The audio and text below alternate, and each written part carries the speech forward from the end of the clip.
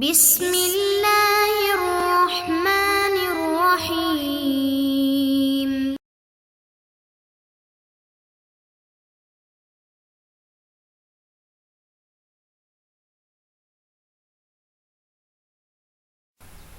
السلام علیکم ورحمۃ اللہ وبرکاتہ۔ امید ہے تمام سامعین ناظرین بخیر و عافیت ہوں گے۔ آج ہم اپنی کتاب شرح عقائد کے سبق نمبر 55 کو پڑھیں گے۔ ہمارے سبق کی ابتدا فَإِن قِيلَ کی عبارت سے ہوگی اور ہمارا سبق وَهُوَ مَحَالٌ کی عبارت پہ مکمل ہوگا۔ آئیے پہلے اپنے آج کے سبق کی عبارت کو پڑھتے ہیں۔ بسم اللہ الرحمن الرحیم۔ فَإِن قِيلَ يَجُوزُ أَلَّا يَكُونَ مَسْبُوقًا بِكَوْنٍ آخَرَ أَصْلًا كَمَا فِي آنِ الْحُدُوثِ فَلَا يَكُونُ مُتَحَرِّكًا كَمَا لَا يَكُونُ سَاكِنًا قُلْنَا هَذَا الْمَنْعُ لَا يَضُرُّنَا لِمَا فِيهِ مِنْ تَسْلِيمِ الْمُدَّعَى عَلَى أَنَّ الْكَلَامَ فِي الْأَجْسَامِ الَّتِي تعددت فيه الأكوان وتجددت عليها الأعصار والأزمان وأما حدوثهما فلأنهما من الأعراض وهي غير باقية ولأن ماهية الحركة لما فيها من انتقال حال إلى حال تقتضي المسبوقية بالغير والأزلية تنافيها ولأن كل حركة فهو على التقصي وعدم الاستقرار وكل سكون فهو جائز الزوال لأن كل جسم فهو قابل للحركة بالضرورة وقد عرفت أن ما يجوز عدمه يمتنع قدمه وأما المقدمة الثانية فلأن ما لا يخلو عن الحادث لو ثبت في الأزل لزم ثبوت الحادث في الأزل وهو محال۔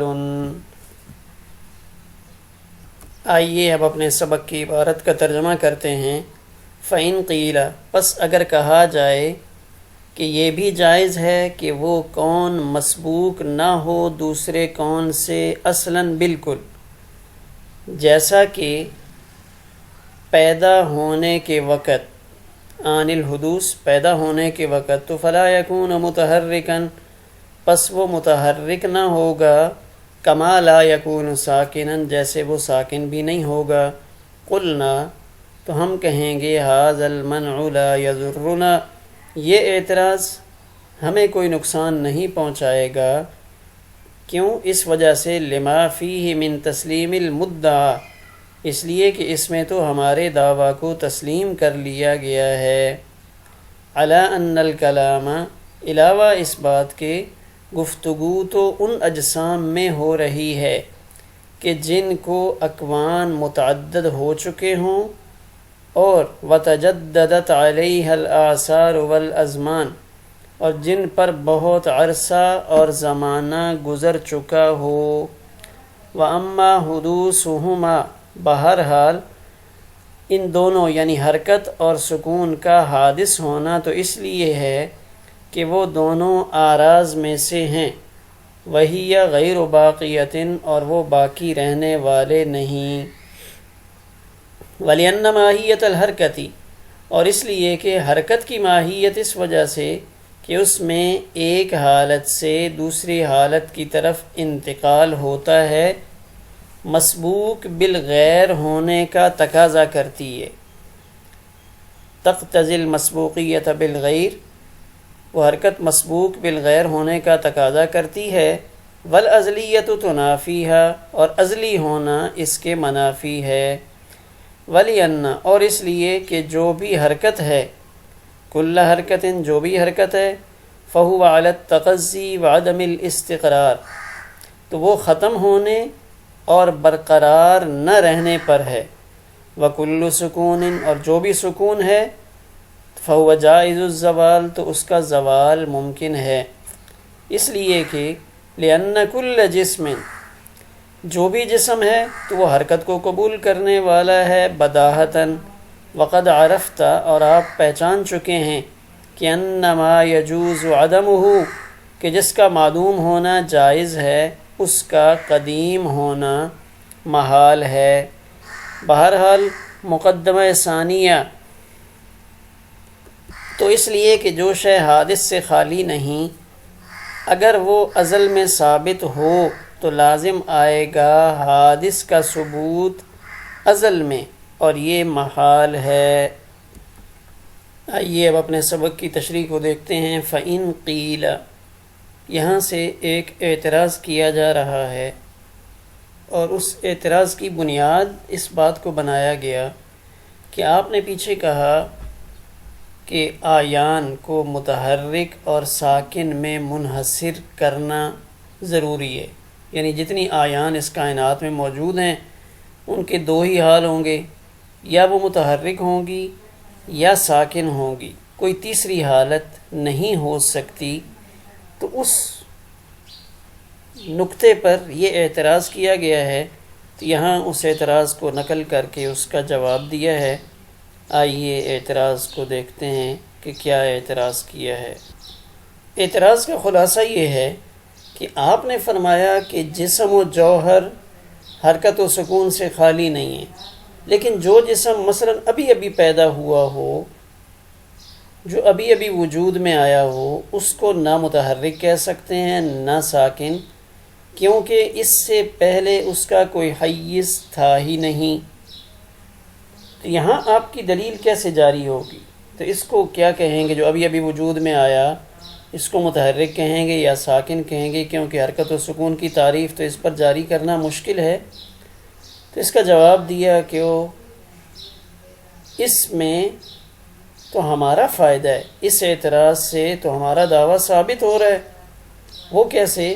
کہ ہمارا دعویٰ ہی یہی ہے کہ اعیان حادث ہیں، کہ وجود میں آئی ہیں، پہلے نہیں تھیں پھر وجود میں آئیں۔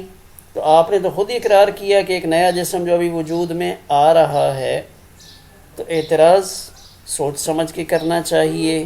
اور دوسری بات یہ ہے کہ ہمارا موضوع سخن تو وہ اعیان ہیں جن پر اکوان مختلفہ اور ازمان مختلفہ گزر چکے ہوں۔ تو یہ جسم جو اب وجود میں آ رہا ہے، اس پر تو وہ تعریف صادق ہی نہیں آتی۔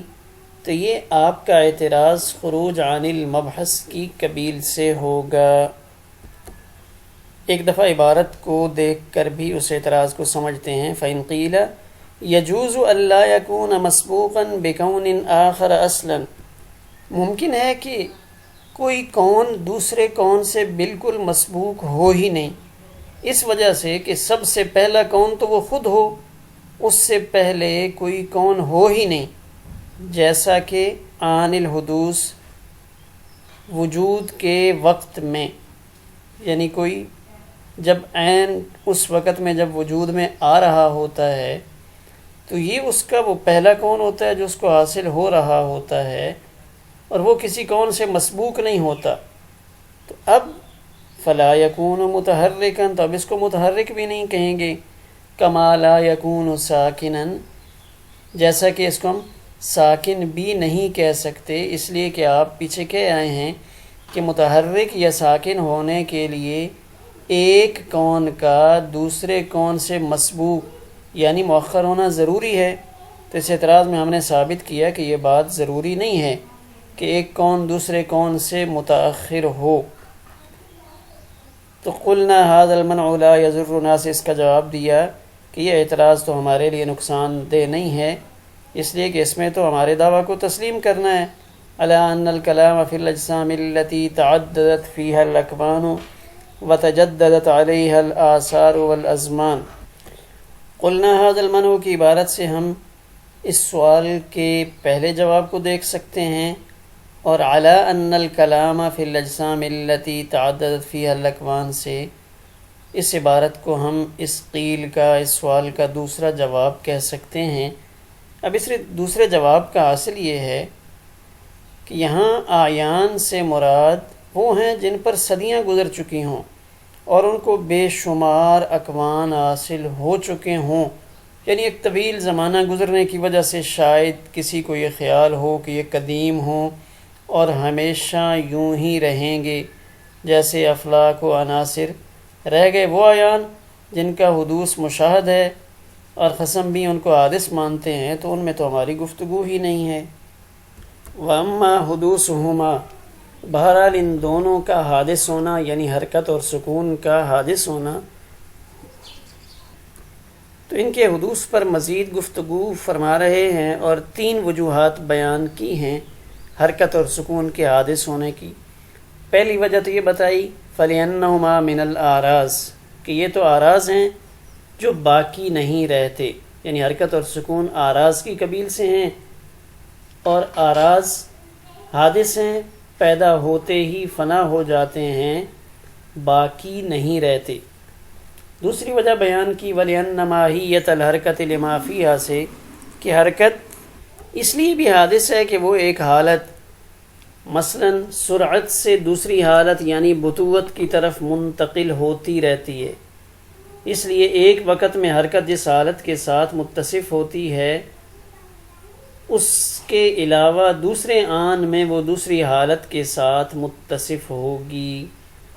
تو حرکت بحالت اولا سابق اور حرکت بحالت ثانیہ مسبوق ہوئی، تو جو چیز مسبوق بالغیر ہو وہ حادث ہوا کرتی ہے۔ مثلا ایک گاڑی ہے، پہلے اس کی حرکت تیز چل رہی ہے، پھر ٹریفک کے رش کی وجہ سے جب اس کی رفتار کم ہو جاتی ہے تو حرکت تو باقی ہے، لیکن ہم کہتے ہیں کہ کچھ دیر پہلے ہم تیز رفتار سے آ رہے تھے، اب ہم نے اپنی رفتار کم کر لی ہے، تو یہاں مسبوق بالغیر ہونا پایا گیا، لہذا حرکت حادث ہے۔ اور تیسری وجہ یہ بیان فرمائی کہ حرکت کو ہر وقت زوال کا خطرہ لگا رہتا ہے، تو جس کا یہ حال ہو تو وہ حادث ہوتا ہے، یعنی حرکت اس میں یہ خدشہ رہتا ہے کہ ابھی یہ حرکت رک جائے۔ مثلا ایک پنکھا چل رہا ہے تو بجلی کے بند ہونے سے وہ حرکت ختم ہو جائے گی، ایک گاڑی چل رہی ہے تو اچانک کسی خرابی کے پیدا ہونے سے وہ گاڑی رک سکتی ہے، تو حرکت کو ہر وقت زوال کا خطرہ رہتا ہے۔ سکون تو وہ بھی حادث ہے، اس لیے کہ ممکن الزوال ہے، یعنی ایک چیز ساکن ہے تو اس کے بارے میں امکانات ہیں کہ اس پر کبھی بھی حرکت طاری ہو جائے، لہذا حرکت اور سکون دونوں حادث ہیں۔ یہاں ایک سوال پیدا ہوتا ہے کہ جواز و امکان، کسی چیز کا جواز اور امکان یہ وقوع کو مستلزم نہیں، تو سکون کا جائز الزوال ہونا بھی وقوع کو مستلزم نہیں، تو پھر سکون کا حدوث کیسے ثابت ہوگا؟ تو اس کا جواب یہ دیا جاتا ہے کہ اس کا جائز الزوال ہونا اور ممکن الزوال ہونا، یعنی صرف یہ بات کہ یہ جائز الزوال ہے یا ممکن الزوال ہے، اتنا ہی اس بات کو واضح کر رہا ہے کہ اس پر عدم طاری رہ چکا ہے، جس کا یہ حال ہوگا وہ قدیم نہیں ہو سکتا۔ آئیے ایک دفعہ عبارت کو دیکھتے ہیں۔ المسبوقیت بالغیر، مسبوقیت بالغیر دوسرے سے پیچھے ہو جانا، اور مسبوق بالغیر وہ شے ہوتی ہے جو دوسرے کے بعد ہو، جیسے مسبوق بالعدم وہ ہوتا ہے جو عدم کے بعد ہو، یعنی پہلے وہ معدوم رہا ہو پھر اس کو وجود ملا ہو۔ اسی طرح جو آدمی نماز میں بعض میں آتا ہے تو اس کو مسبوق برکعت او رکعتین کہتے ہیں، یعنی 1 یا 2 رکعت کے بعد آنے والا۔ التقضی ختم ہو جانا، پورا ہو جانا، ان دونوں معنی میں استعمال ہوتا ہے کہ کل حرکت فہی علی التقضی، کہ ہر حرکت ختم ہونے والی ہے یا پورے ہونے والی ہے۔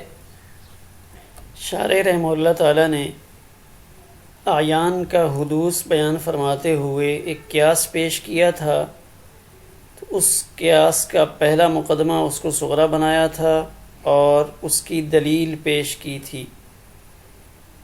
الاعیان لا تخلو عن الحوادث، یہ صغرا تھا، اور اس کی دلیل پیش کی تھی المقدمۃ الاولی سے، فلأنها لا تخلو عن الحرکۃ والسکون وہما حادثان، اور یہ آج کے ہمارے سبق میں وَأَمَّا الْمُقَدَّمَةُ الثَّانِيَةُ یہ قیاس کے دوسرے مقدمہ یعنی کبریٰ کی دلیل ہے۔